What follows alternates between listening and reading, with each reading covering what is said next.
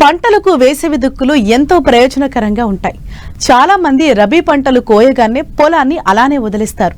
మళ్లీ తొలకరితోనే ఖరీఫ్ కి సన్నద్ధమవుతారు. చినుకులు పడగానే దుక్కులు దున్నడం మొదలెడతారు.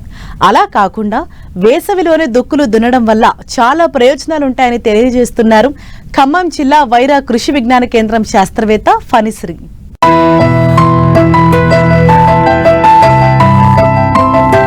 రబీ పంటకాలం పూర్తయింది. ప్రస్తుతం మెట్ట మాగాణి భూములన్నీ ఖాళీగా ఉన్నాయి.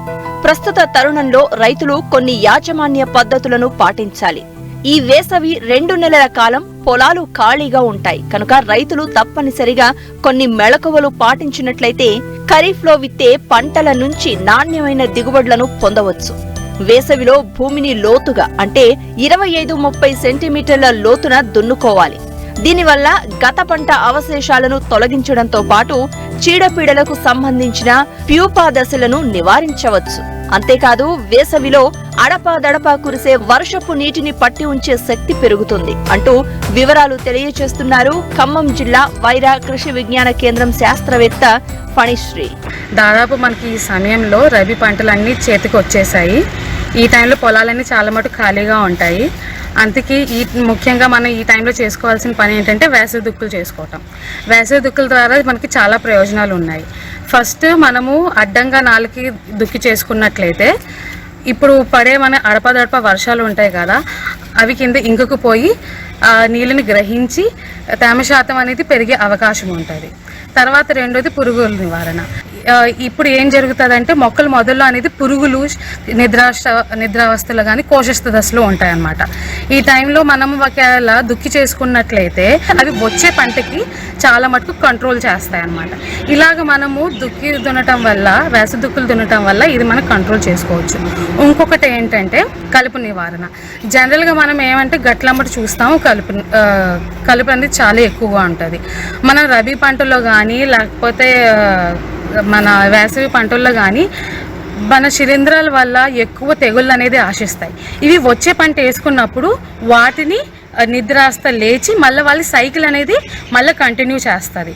అది మనం కంట్రోల్ చేసుకోవాలంటే ఈ గడ్డి జాతి తర్వాత వెడల్పాగు మొక్కలు గట్లెంబటి ఏమేమి ఉంటాయో అవన్నీ వేసవి దుక్కుల ద్వారా దున్నేసాయి.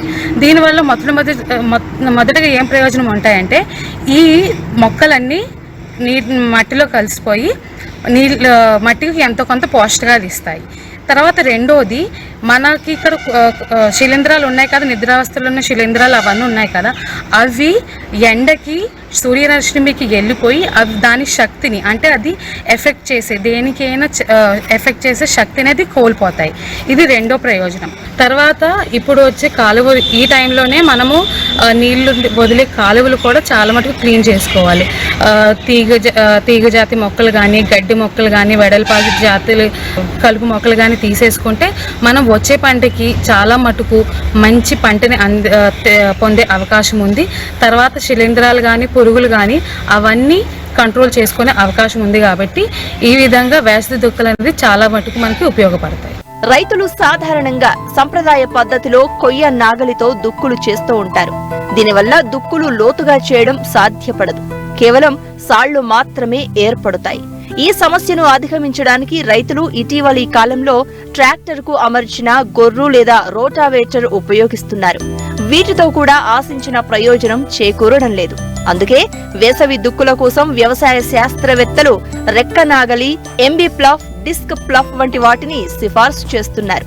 వీటితో దుక్కి చేస్తే మంచి ఫలితాలు వస్తాయి. లోతు దుక్కి వల్ల భూమిలో ఉంటూ పంటలకు మేలు చేసే సూక్ష్మజీవుల సంఖ్య పెరుగుతుంది. భూమి లోపలి పొరల్లోని సేంద్రియ పదార్థాలు బాగా చివుకుతాయి. దీనివల్ల భూసారం పెరగడంతో పాటు నీటి నిల్వ సామర్థ్యం కూడా పెరుగుతుంది.